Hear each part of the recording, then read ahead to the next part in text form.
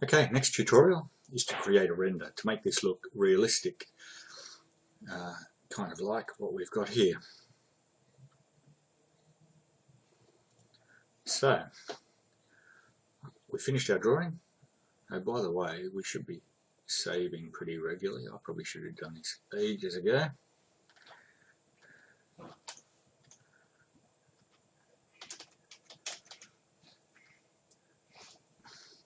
Anyway, we're on the model page, so we're going to go over to the render page, which is this one, and we can change our view the way we like to view. I'm going to show you lots of options here, but you guys can choose and set it up how you like.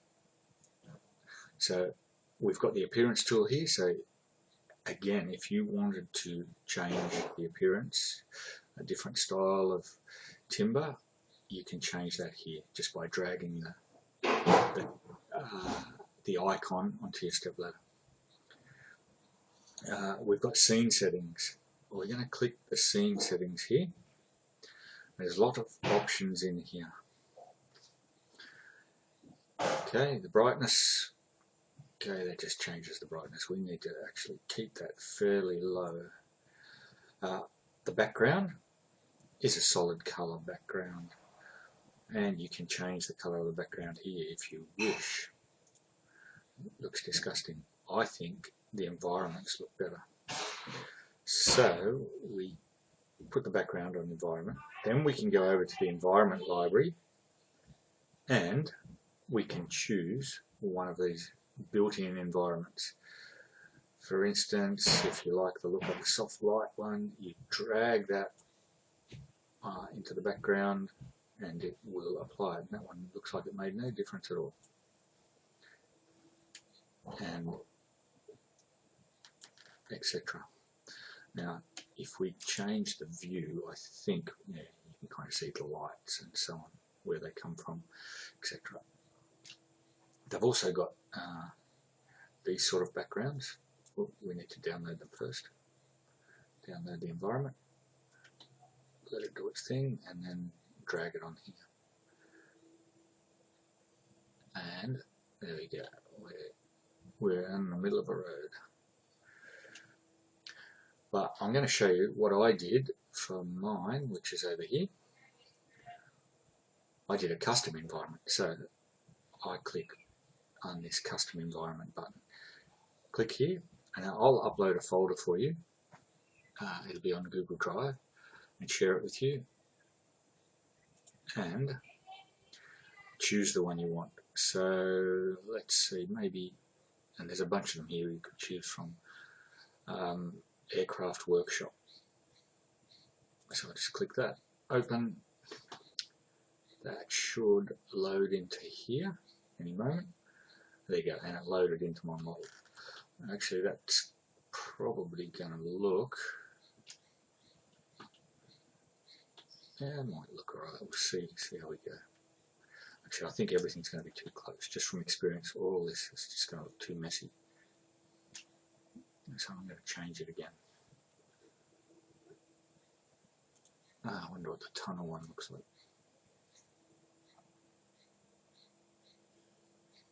Whoa. Yeah, that looks cool. It's very bright. I'm going to have to turn the brightness down. But the idea is to try and get it looking pretty realistic if possible. So we'll get that there. I'm going to have to go back to the settings. I'm going to have to play with some brightnesses and things. So I'll tone the brightness down. Don't be too concerned about the shadow just yet. It kind of looks like it's floating in the air there a bit. So here we've got this ground plane. We need that if we want a shadow.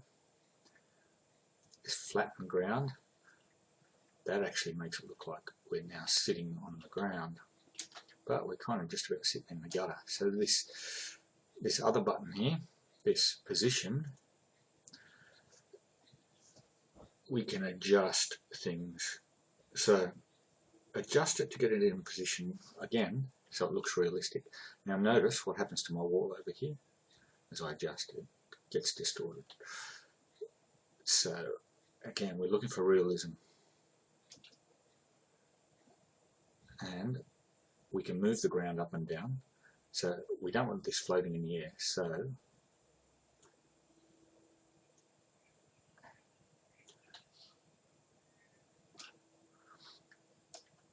we'll try and get it looking as realistic as possible. Can't get out of that gutter, can I? I might just leave it like that. Okay, so there's lots to fiddle with there. Don't bother with reflections. We don't need it. Look at the ground, it's not going to reflect anything. Focal length, you can play with that. It's, you know, get it to a point where it looks natural, looks good. Exposure, you can play with that. Depth of field, don't worry about that. You know, these reflections and this depth of field, they're just going to make the next step slow right down. So you can fiddle with any of those settings there. Find something that looks realistic, rotate your view, move things around. To get rid of those sliders and things, you just click that again. And click close. The next step is simply to render on the in-canvas render button. Now, depending on the settings and the complexity of your image, this could take a while. So you just simply let it go. When this blue bar reaches this triangle at the excellent, you're done. I'll just pause the video. Okay, that completed rendering. It took 133 seconds. All that's left to do now is capture the image. Just a little bit of advice. If I change the view now, that would start all over again. So capture image, you can pretty much leave that the way it is. Current document window size, click OK. It will save it to the cloud unless you put the tick in Save to My Computer, and you can specify the location there where you'd like to save it. So just to make it easy, I'm going to save it to the desktop and save. And once this thing goes away, it's saved. So we can click stop on the renderer, but just remember, if I change the view, rendering has to start all over again. So it can only render one view, but I mean that's probably pretty unnatural. Like, why would a stepladder be next to a road? So maybe there's a better background to use. Okay, I'll let you guys go nuts with it.